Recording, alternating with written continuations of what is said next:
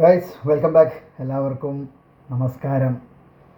സന്തോഷവും സമാധാനവും എന്താ പറയുക, അത്ലറ്റിക്കോ ബിൽബാവോ എന്നുള്ള ഒരു വലിയ കടമ്പയുടെ ഒരു ഘട്ടം ഇവിടെ അവസാനിച്ചിരിക്കുകയാണ്. നല്ല പോലെ തന്നെ നമ്മളത് മറികടന്ന് വന്നിട്ടുണ്ട്. കാരണം നമുക്ക് എപ്പോഴുള്ള, അതായത് മാഞ്ചസ്റ്റർ യുണൈറ്റഡിൻ്റെ ചരിത്രം തന്നെ നമുക്ക് എടുത്തു നോക്കി കഴിഞ്ഞ് കഴിഞ്ഞാൽ കാണാൻ പറ്റും, നോക്കൗട്ട് സ്റ്റേജുകളിൽ സ്പാനിഷ് ടീമുകളോട് തോൽക്കുക എന്നുള്ളത് നമ്മുടെ ചരിത്രത്തിൻ്റെ ഭാഗമായിട്ട്, അതായത് നമ്മുടെ യുണൈറ്റഡിൻ്റെ ബ്ലഡിലുള്ളതാണ്. അപ്പോൾ അതിൽ നിന്നും ആദ്യം നമുക്കൊരു കടമ്പയായിട്ട് റിയൽ സോസിഡാഡ് വന്നിരുന്നു. അത് കടന്നിട്ടാണ് നമ്മളിപ്പോൾ ഇവിടം വരെ എത്തിയത്. ഇവിടം വരെ എത്തി നമുക്ക് സെമിയിൽ കിട്ടിയ ഒപ്പോണൻ്റ് എന്ന് പറഞ്ഞു കഴിഞ്ഞാൽ നല്ല ടീം തന്നെയാണ്. അവർ ലാലിഗയിൽ 4ാം സ്ഥാനത്താണ്, അത്ലറ്റിക്കോ ബിൽബാവോ. അവരെ നമ്മൾ എന്താ പറയുക, അമോറിം കളി തുടങ്ങുന്നതിന് മുന്നേ തന്നെ പറഞ്ഞായിരുന്നു, first 20 to 30 minutes will be very very crucial. സത്യം തന്നെയാണ്. അമോറിം ആ കറക്റ്റ് മനസ്സിലാക്കി, ബിൽബാവോനെ മനസ്സിലാക്കിക്കൊണ്ട് തന്നെയാണത് പറഞ്ഞത്. കാരണം കളി കണ്ട നമുക്ക് എല്ലാവർക്കും അത് മനസ്സിലാകാൻ പറ്റും. നല്ല കളിയായിരുന്നു അത്ലറ്റിക്കോ ബിൽബാവോ. കാരണം ആ രണ്ട് വിങ്ങിലും കൂടിയും വരുന്ന ആ വില്യംസ് ബ്രദേഴ്സ്, നിക്കോ വില്യംസും ഇനാഷിയോ വില്യംസും, ആ രണ്ടും എന്താ പറയുക, തീപ്പന്തം പോലത്തെ കളിക്കാരാണ്. നമുക്ക് തരുന്ന ത്രെറ്റ് അവർ തന്നെയായിരിക്കും എന്ന് നമുക്ക് എല്ലാവർക്കും അറിയായിരുന്നു. സോഷ്യൽ മീഡിയയിലും കാര്യങ്ങളിലും എല്ലാം ചർച്ചയായിരുന്നു അത് തന്നെയാണ്. നമ്മുടെ ഡിഫൻസിന് അത്ലറ്റിക്കോ ബിൽബാവോൻ്റെ ആ ഒരു അറ്റാക്കിനെ തടുക്കാൻ പറ്റുമോ എന്ന്. ഫസ്റ്റ് തന്നെ അവർ 2-3 ചാൻസുകൾ ക്രിയേറ്റ് ചെയ്തിരുന്നു. ഒന്ന് ഒനാനെ നല്ലപോലെ സേവ് ചെയ്ത് മറികടന്നത്, പിന്നെ ഒന്ന് പുറത്തേക്ക് പോയി. ഒരു നിക്കോ വില്യംസിന് നല്ലൊരു ഹെഡർ ഉണ്ടായിരുന്നു, അത് ഇഞ്ചിൻ്റെ വ്യത്യാസത്തിനാണ് പുറത്ത് പോയത്. അതൊക്കെ കണ്ടതാണ്. പക്ഷേ നമ്മളും ഫസ്റ്റിലുണ്ടായിരുന്നു. ഫസ്റ്റ് 10 to 20 minutes നമ്മൾ കളിച്ചിട്ടില്ല എന്ന് ഞാൻ പറയുന്നില്ല. ഗർനാച്ചോൻ്റെ ഫസ്റ്റത്തെ ഗോൾ ഓഫ് സൈഡിൽ റൂൾഡ് ഔട്ടായി പോയി. നല്ലപോലെ നമ്മളും ഇങ്ങനെ മെല്ലനെ ബിൽഡപ്പ് ചെയ്ത് വന്ന് കറക്റ്റ് 20 minutes ശേഷം പിന്നെ കളി മാറി. കളി നമ്മൾ എന്താ പറയുക, ആ ഒരു നമ്മുടെ വരുതിയിലേക്ക് കൊണ്ടുവരുന്നൊക്കെ പറയില്ലേ, അങ്ങനെയാണ് നമുക്ക് ആ ഒരു ഗോള് കിട്ടുന്നത്. ആ ഗോളിൻ്റെ പിന്നിൽ പ്രവർത്തിച്ചത് കമാൻഡേറ്റർ പോലും പറഞ്ഞു, Harry Maguire turn to Lamine Yamal. എന്താണ് ഹാരി മഗ്വയർ പുതിയൊരു പൊസിഷൻ അവിടെ അൺറിവീൽ ചെയ്യായിരുന്നു. എനിക്ക് അങ്ങ് കേന്ദ്രത്തിൽ മുൻപ് പിടിയെന്ന് പറഞ്ഞതുപോലെ എനിക്ക് സ്ട്രൈക്കറും ആവാം, എനിക്ക് വേണമെങ്കിൽ വിങ്ങിലും കളിക്കാൻ പറ്റുന്ന മഗ്വയർ തെളിയിക്കുകയാണ് അവിടെ ചെയ്തത്. എന്താണ് ചങ്ങായി കളിച്ചു കൂട്ടിയത്, ഏത് ജാതി എന്താ പറയുക, ഒരുമാതിരി സ്കില്ലൊക്കെ ഇട്ട് ആ ഒരു ക്രോസ് ഉണ്ടല്ലോ, പിൻ പോയിൻ്റ് ക്രോസാണത്. നമ്മുടെ ഇപ്പോൾ ഉള്ള സ്ട്രൈക്കേഴ്സ് വെച്ച് ഗർനാച്ചോ ആയിക്കോട്ടെ അല്ലെങ്കിൽ ഹോയിലുണ്ട് ആയിക്കോട്ടെ, അവന് പോലും അങ്ങനെ ഒരു ക്രോസ് ഇടാൻ പറ്റില്ല, ഇതുവരെ ഇട്ടിട്ടില്ല, അങ്ങനെ പറയാൻ വേണമെങ്കിൽ നമുക്ക്. അതുപോലത്തെ പിൻ പോയിൻ്റ് ക്രോസ് അങ്ങ് ഇട്ട് കൊടുത്തു.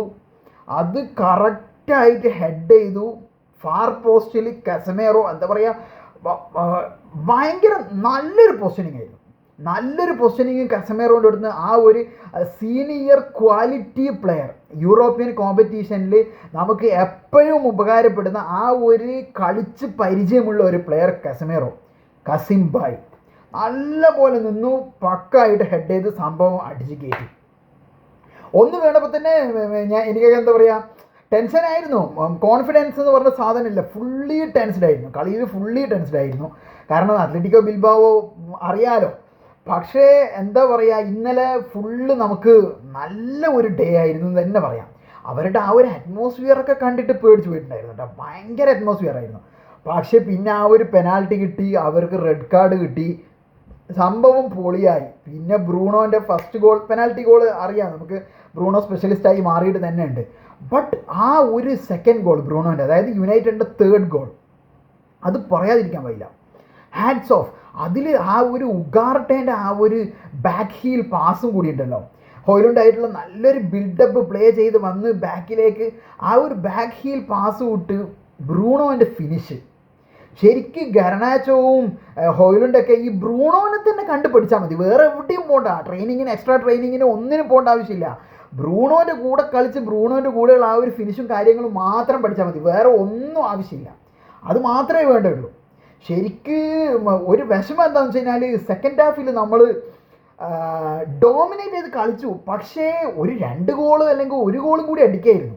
കാരണം ഇത് ഫസ്റ്റ് ലെഗിൽ തീരുന്നില്ലല്ലോ നമ്മൾ, കാരണം ആ കളി കഴിഞ്ഞാൽ നമ്മൾ ഫൈനലിലേക്ക് കയറുന്നില്ല, ഒരു ലെഗ് കൂടി ഉണ്ട്. കാരണം ആ ഒരു ഓൾഡ് ട്രാഫോർഡിൽ വെച്ചിട്ടാണ് കളി. നമ്മൾ റിയൽ സോസിഡാഡിൻ്റെ കൂടെയല്ല, ലിയോണിൻ്റെ കൂടെ ബിൽഡ് ചെയ്ത പോലത്തെ ആ ഒരു അറ്റ്മോസ്ഫിയറൊക്കെ നമുക്ക് ബിൽഡ് ചെയ്യാൻ പറ്റും. പക്ഷേ ഈ അത്ലറ്റിക്കോ ബിൽബാവോ വീണ്ടും റെഡൊന്നും ഇല്ലാതെ 11 പേരുമായിട്ടാണ് അവിടെ വരിക.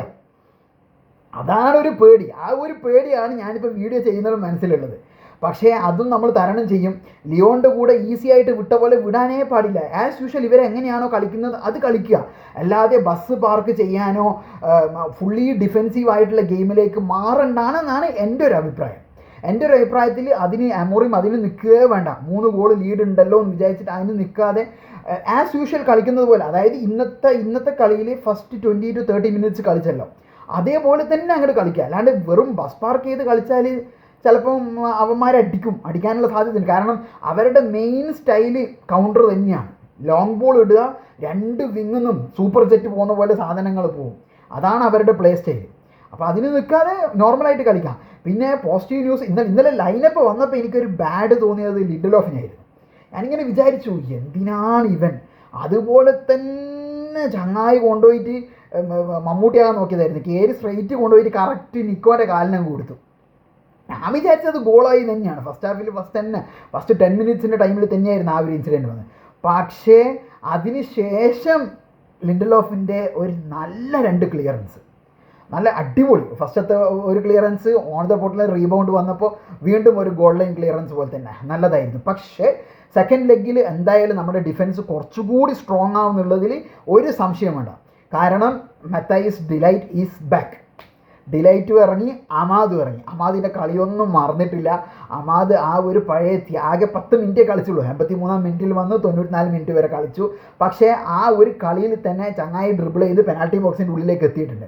അപ്പോൾ എനിക്ക് തോന്നുന്നു സെക്കൻഡ് ലെഗിൽ എന്തായാലും അമാദ് സ്റ്റാർട്ടിംഗ് ലൈനപ്പിൽ ഉണ്ടാവാൻ സാധ്യതയുണ്ട്. പക്ഷേ അവിടെ ആര് പോകുമെന്നാണ് ഞാനിപ്പോൾ ആലോചിക്കുന്നത്. കാരണം ഇപ്പോൾ ഈ ഉഗാർട്ടെ, കസമീറോ, ബ്രൂണോ കോംബോ നല്ലപോലെ വർക്കൗട്ട് ആകുന്നുണ്ട്. അപ്പോൾ അതിൽ ആരെ മാറ്റും, അതാണ് ഞാൻ ആലോചിക്കുന്നത്. ഇല്ലെങ്കിൽ പിന്നെ ഉഗാർട്ടേനെ മാറ്റിയിട്ട് Bruno, Casemiro, Garnacho, Amad, Hojlund അങ്ങനെ കളിക്കേണ്ടി വരും. ഇല്ലെങ്കിൽ അമാദിനെ സ്ട്രൈക്കർ പൊസിഷനിൽ ഇട്ടിട്ട് ഹോയ്ലുണ്ടിനെ മാറ്റേണ്ടി വരും. ഇന്നലെ മസ്റൂവിൻ്റെ ഒരു ഷോട്ട് ഉണ്ടായിരുന്നു. അയ്യോ, പൊളപ്പൻ ഷോട്ട് എന്ന് പറഞ്ഞു കഴിഞ്ഞാൽ അത് കയറേണ്ടതായിരുന്നു.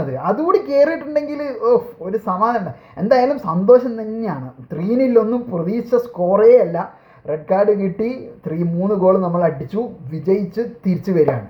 ബിൽബാവോ ഒന്ന് തിരിച്ചു വരികയാണ്. ഓൾഡ് ട്രാഫോർഡിലേക്കാണ് അടുത്ത ലെഗ്. എങ്ങനെയെങ്കിലും, കാരണം നമുക്ക് എല്ലാവർക്കും അറിയാം ലീഗിലെ നമ്മുടെ പരിതാപകരമായ അവസ്ഥ, വളരെ വളരെ വളരെ പരിതാപകരമായ അവസ്ഥയിലാണ് നമ്മൾ ലീഗിലുള്ളത്. അപ്പോൾ നമുക്കുള്ള ഒരു കച്ചിത്തുരുമ്പായിട്ടുള്ള ആകെ ഒരു യൂറോപ്പ ലീഗാണ്. കച്ചിത്തുരുമ്പ് സിൽവർ വെയർ കപ്പ് കിട്ടുന്നത് മാത്രമല്ല, നമുക്ക് നെക്സ്റ്റ് സീസൺ ചാമ്പ്യൻസ് ലീഗ് കൂടി കളിക്കണമെങ്കിൽ ഇത് നിർബന്ധമാണ്. അപ്പോൾ ഇനിയുള്ള ആ സെക്കൻഡ് ലെഗ് കൂടി ഒന്ന് കഴിഞ്ഞ് കയറുക. ആരായിരിക്കും ഫൈനലിൽ വരെ ഒന്നും വരില്ല. ഇപ്പോൾ ഉള്ള കണ്ടീഷൻ വെച്ച് നോക്കുമ്പോൾ ടോട്ടൻഹാം തന്നെയാണ്. ബോഡോയെ 3-1 തോൽപ്പിച്ചിട്ടാണ് ടോട്ടൻഹാം വരുന്നത്. ഇനി ബോഡോയുടെ സെക്കൻഡ് ലെഗിൽ ബോഡോൻ്റെ ഹോമിലാണ് കളി. അവിടെ ഇനി എന്ത് മാറി ഒന്നും പറയാൻ പറ്റില്ല. ടോട്ടൻഹാം ആണെങ്കിൽ കുറച്ച് കടങ്ങൾ വീട്ടാനുണ്ട്. അതൊന്നും ഞാനിപ്പോൾ പറയുന്നില്ല, കാരണം സെക്കൻഡ് ലെഗ് കൂടി കഴിഞ്ഞതിന് ശേഷം മാത്രം നമുക്ക് തീരുമാനിക്കാം. പക്ഷേ ഇപ്പോൾ ഫുള്ളി കോൺഫിഡൻ്റ് ആണ്. 3 ഗോൾ ലീഡുണ്ട്.